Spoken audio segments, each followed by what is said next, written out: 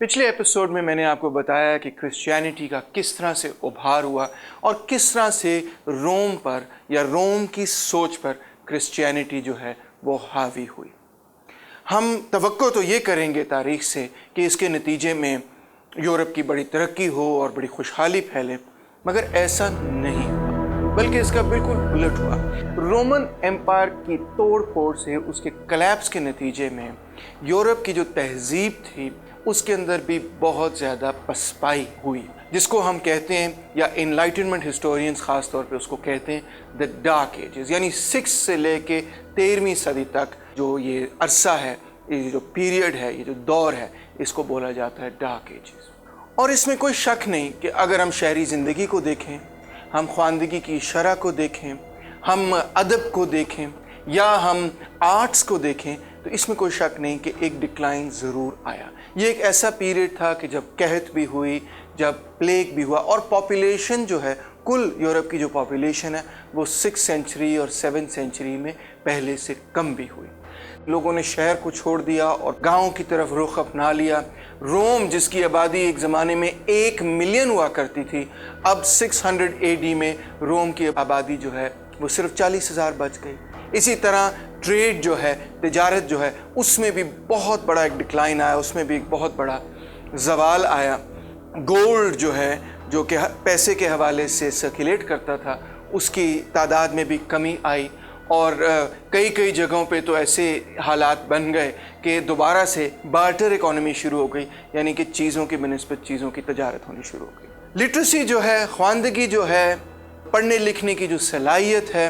وہ بنیادی طور پہ صرف کلرجی تک محدود رہ گئی، یعنی وہ لوگ جو کہ پادری تھے، جو کہ چرچ کے ساتھ جڑے ہوئے تھے۔ جو باقی تمام لرننگ تھی، گریکو رومن سویلائزیشن کی جو لرننگ تھی، جس کو پیگن لرننگ کہا جا سکتا ہے، وہ ساری پیگن لرننگ جو ہے اس کو یورپ تقریباً اس کو بھلا دیا گیا تھا۔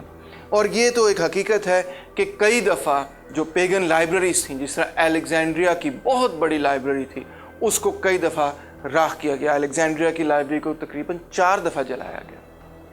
مونسٹریز وہ واحد جگہ رہ گئیں کہ جہاں پہ کوئی علم و فکر کی بات جو ہے وہ کی جا رہی تھی۔ آپ یقین جانیں کہ اس زمانے کے جو بڑے بڑے فیوڈل لارڈ بھی ہوا کرتے تھے، جن کی بڑی بڑی جائیدادیں ہوتی تھیں، وہ بھی لکھ پڑھ نہیں سکتے تھے۔ لکھائی پڑھائی کا کام جو ہوتا تھا وہ تقریباً مکمل طور پہ ان لوگوں سے کراتے تھے کہ جو کہ پادری تھے، جو کہ فادرز تھے، جو کہ چرچ کے ساتھ جڑے ہوئے تھے یا مونسٹریز کے ساتھ جڑے ہوئے تھے۔ 529 AD میں چرچ نے یہ فیصلہ کیا کہ جو پلیٹو کی اکیڈمی ہے، جو ایتھنز میں اس وقت تک چل رہی تھی، اس کو بھی بند کرا دیا جائے، کیونکہ وہ سمجھتے تھے کہ یہ جو چیز سب کچھ پڑھا رہے ہیں یہ بت پرستی ہے، اور یہ سب جو ہے وہ کفر ہے، انفیڈلز ہیں، یہ پیگنز ہیں، وغیرہ وغیرہ۔ اور اسی سال میں سینٹ بینیڈکٹ نے اپنی مونسٹک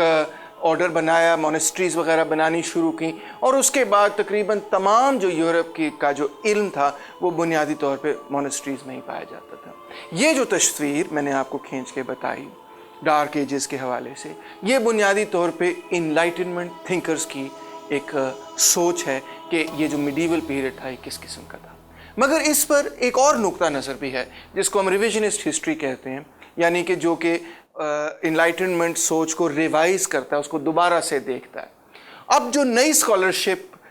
دنیا کے اندر ہم دیکھ رہے ہیں وہ یہ کہتا ہے کہ یہ ایسے نہیں ہے، یہ تصویر جو کھینچی گئی ہے یہ درست نہیں ہے۔ ڈارک ایجز میں بھی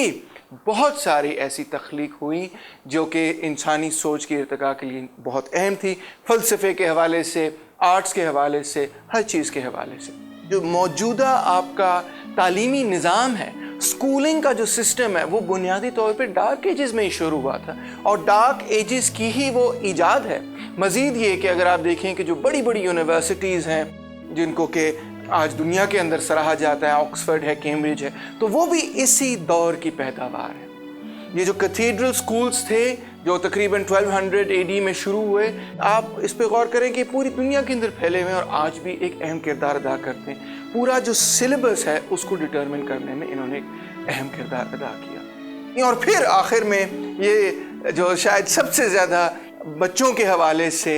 اور دنیا بھر کے اندر بلکہ جو مقبول بات ہے وہ ہے فیری ٹیلز اور فوک سانگز اور فوک ٹیلز جو میڈیول ایجز میں بنی۔ مثال طور پہ سنو وائٹ اور اتنی ساری جو فیری ٹیلز پوری دنیا میں دیکھی جاتی ہیں اور بچے ان سے محظوظ ہوتے ہیں، یہ سب وہ فیری ٹیلز ہیں جو بنیادی طور پہ میڈیول فیری ٹیلز ہیں۔ یہی وجہ ہے کہ یہ تمام فیری ٹیلز جو ایک ایسے زمانے کی کہانی آپ کو سناتے ہیں کہ جب بادشاہتیں ہوا کرتی تھیں، جمہوریت کہیں پہ نظر نہیں آتی تھی۔ تو یہ ساری جو فیری ٹیلز ہیں بیسکلی، اور جو فوک سانگز ہیں اور جو فوک ٹیلز ہیں، یہ سب کچھ جو ہے بنیادی طور پہ میڈیول پیریڈ کی دریافت ہے۔ آئیے اب میڈیول فلسفی کی طرف دیکھتے ہیں۔ میڈیول فلاسفرز اپنے آپ کو کبھی فلاسفرز کہتے ہی نہیں تھے، وہ اپنے آپ کو کہتے تھے تھیولوجنز، اور وہ یہ کہتے تھے کہ ہم کرسچینٹی کو سمجھا رہے ہیں، اور ہاں جہاں تک کرسچینٹی اور فلسفی جو ہے وہ ایک دوسرے کے ساتھ ہم آہنگ ہے تو وہاں ہم فلسفی کی بھی بات کریں گے، مگر بنیادی طور پہ فلاسفرز کو اور فلسفی کو وہ پیگنزم کے ساتھ جوڑتے تھے، وہ گریکو رومن سویلائزیشن کے ساتھ جوڑتے تھے، اور گریکو رومن سویلائزیشن سے بنیادی طور پہ وہ کافی نفرت کرتے تھے، ایون دو کافی حد تک گریکو رومن سویلائزیشن سے بہت کچھ انہوں نے لیا بھی اور بہت کچھ انہوں نے سیکھا بھی، اس کا حصہ ہی تھے نا، اس کے تسلسل ہی تھے۔ میڈیول فلسفی کو ہم دو حصوں میں تقسیم کر سکتے ہیں، ایک وہ حصہ جو کہ 5ویں صدی سے 12ویں صدی تک چلتا ہے، اور دوسرا وہ حصہ جو کہ 12ویں صدی سے 16ویں صدی تک چلتا ہے۔ پورا جو میڈیول پیریڈ ہے ہم سمجھتے ہیں کہ وہ 5ویں صدی سے لے کر 16ویں صدی تک، یہ پورا میڈیول پیریڈ ہے، اور جس کو ہم دو حصوں میں تقسیم کر رہے ہیں۔ ایک ہے ارلی مڈل ایجز اور دوسرا ہے ہائی مڈل ایجز، جو ان کو نام دیے جاتے ہیں۔ جو میڈیول ڈیبیٹس تھیں اس پورے دور کے اندر، یعنی کہ 5ویں صدی سے لے کے 12ویں صدی تک، وہ کیا تھی؟ اس میں سب سے اہم بات تو یہ تھی کہ عیسائیت کا، کرسچینٹی کا دفاع کرنا ہے پیگن فلسفی کے خلاف، یہ ثابت کرنا ہے کہ کرسچینٹی درست ہے اور جو پیگن فلسفرز کہہ رہے ہیں وہ غلط ہے۔ پھر دوسرے لیول پر یہ تھا کہ خدا کی صفتیں کیا ہیں، کس قسم کی، ان کی پاور، ان کی گریس، ان کی ول، ان کی قوت، ان کا اقتدار دنیا پہ قائم کرنا دنیا کو، یہ ساری ڈیبیٹس جو تھیں وہ جاری تھی مڈل ایجز میں۔ پھر یہ کہ انسان کیا اپنی مرضی سے فیصلہ کرتا ہے یا اس کی کوئی تقدیر پہلے سے لکھی ہوئی ہے، جو کچھ ہوتا ہے وہ by the grace of God ہوتا ہے، یا انسان کی اپنی مرضی اس میں شامل ہوتی ہے؟ یہ بہت لمبی ڈیبیٹ ہوئی۔ پھر کچھ ڈیبیٹس ایسی تھیں جو کہ پہلے سے جاری تھیں، مثال طور پہ پرابلم آف یونیورسلز کی ڈیبیٹ، جس کا میں نے پہلے ذکر کیا، پلیٹو اور ایرسٹاٹل نے بھی اس پر بہت کچھ لکھا اور لوگوں نے بڑا کچھ لکھا، یہ جاری رہی تھی۔ مگر مڈل ایجز کو، پورے میڈیول پیریڈ کو، بنیادی طور پہ اس پورے پیریڈ پہ دو ایسے لوگ ہیں جو کہ مکمل طور پہ ڈومینیٹ کرتے ہیں۔ ایک ہیں سینٹ اگسٹن اور دوسرے ہیں سینٹ تھامس ایکوائنس۔ ان دونوں کا وہی رتبہ ہے جو کہ اینٹیکوٹی میں، قدیم زمانے کے اندر، بنیادی طور پہ پلیٹو اور ایرسٹاٹل کا تھا۔ اور سوچ کے اعتبار سے بھی آپ حیران ہوں گے اس چیز پہ، سینٹ اگسٹن جو ہیں وہ مڈل ایجز کے پلیٹو ہیں، اور سینٹ تھامس ایکوائنس جو ہیں وہ میڈیول پیریڈ کے ایرسٹاٹل ہے۔ کیوں میں یہ کہہ رہا ہوں؟ اس وجہ سے کیونکہ اگسٹن کی جو سوچ ہے بنیادی طور پہ پلیٹو سے متاثر ہے، مطلب جہاں ایک طرف کرسچینٹی، ظاہری بات ہے بنیادی طور پہ تو کرسچینٹی سے انسپائرڈ ہے، مگر